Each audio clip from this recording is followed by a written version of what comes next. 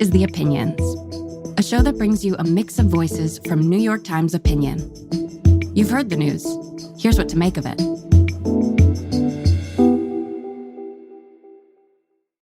My name is Megan Stack, and I'm a writer for New York Times Opinion.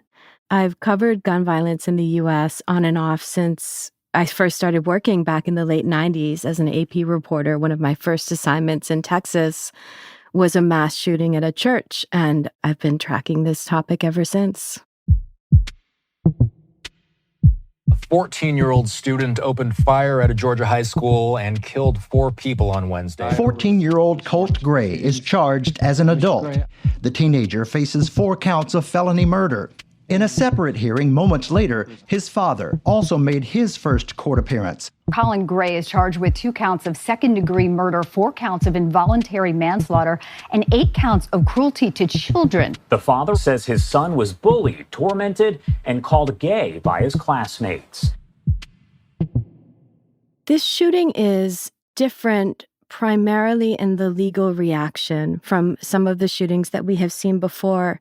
And in some ways, it's building on what we saw happen in Michigan. I see the Georgia case as kind of growing out of that earlier case against the Crumley parents in Michigan after their son had carried out a school shooting there. What we're starting to see is a real, I would say, both grassroots and increasingly prosecutorial enthusiasm for charging the parents of school shooters and charging them with increasingly serious crimes. The Crumley parents, James and Jennifer Crumley in Michigan, were charged with involuntary manslaughter with a very similar argument to what I understand the prosecutors are going to use here in Georgia. I know just from being in the world and talking to parents around me that there is a lot of approval, popular approval, for this kind of approach and this idea that if we crack down on the parents, it may somehow have an effect of restricting or stopping or slowing the rate of school shootings. I understand 100% the desire to charge these parents, and to some extent, I would say that I even feel it myself. I also think that we have to be very careful when it comes to the state being able to charge people in new ways and put them into prison. I think we have to stop and analyze what are we actually doing and what laws have been broken. And, I personally think that those questions are very serious when it comes to parenting, which is a really hard thing to make laws around in the first place because there are so many different ways of parenting. And one way or the other, most parents are flawed. And I think when you're going after a parent, to me, especially in a case like this, for something that their children did, you should have a very clear explanation that this is the law that you broke and this is specifically how you broke it. I think states would be better served to be looking at putting in things like safe storage gun laws, laws around children having access to guns at all. Because the reality in Georgia is that there is no safe storage gun law. There is no law against this kid having that gun and being able to use it. I don't think you can be that state that is positioning yourself as basically a free-for-all for guns and then turn around after someone has slipped through the cracks and go after the parents, in a way, I would say tacitly, for breaking laws that actually don't exist. You end up with a kind of compounded idea that you're trying to prove in court, which is that you gave your son access to a gun. Well, that's not a crime, but you did so knowing that he was having mental health problems, that he might be dangerous to people. The problem is, legally, to get that standard of negligence up to where you're claiming someone is responsible for murder or manslaughter is very, very high. It's not just that you were careless. It's that you were wantonly careless, that you knew something was going to happen and you didn't care and you didn't do anything. I think, in good interpretation, it would have to be seen as being beyond just having a gun in a house in a state where it's legal to do so. This was a hunting family. That was sort of the recreation that they used. As a young adolescent, he would go with his father. They would go deer hunting. And that was actually seen in that family, apparently, as it is in many families in the U.S., as kind of a recreational pastime and a sport.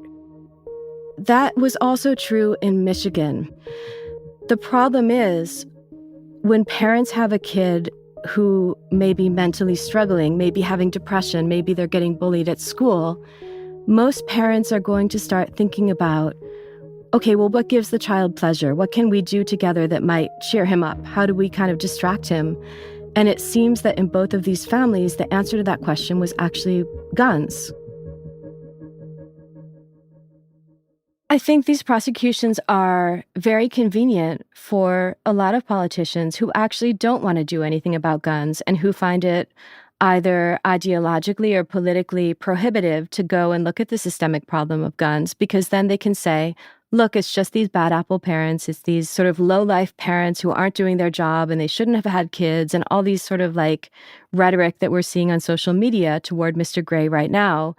Rather than saying, we have a problem across the country, this is going to keep happening, whether we prosecute this dad or not, and we need to look at our own laws and whether we are doing everything in our power to protect kids at school, which in my opinion, the answer there is no.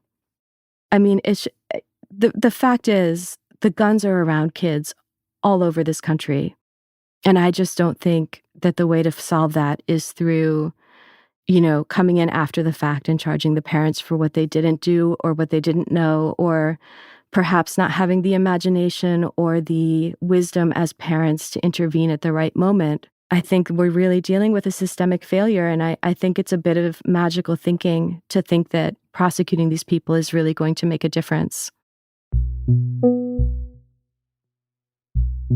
I have my own views of guns and what should be done. Personally, I'm quite anti-gun. I spent a lot of my adult life out of the United States where we just didn't have shootings. And of course, there were people with mental health issues. There were people who were depressed and angry. There were people who snapped. But when you don't have this easy access to guns, it doesn't end up in a bloodbath.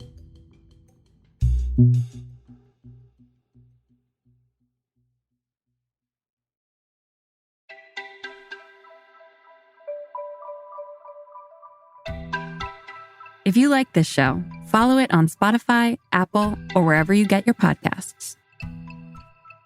This show is produced by Derek Arthur, Sophia Alvarez-Boyd, Vishaka Durba, Phoebe Lett, Christina Samuelewski, and Jillian Weinberger. It's edited by Kari Pitkin, Allison Bruzek, and Annie Rose Strasser. Engineering, mixing, and original music by Isaac Jones, Sonia Herrero, Pat McCusker, Carol Saburo, and Afim Shapiro. Additional music by Amin Sahota. The fact-check team is Kate Sinclair, Mary Marge Locker, and Michelle Harris. Audience strategy by Shannon Busta, Christina Samuelewski, and Adrian Rivera. The executive producer of Times Opinion Audio is Annie Rose Strasser.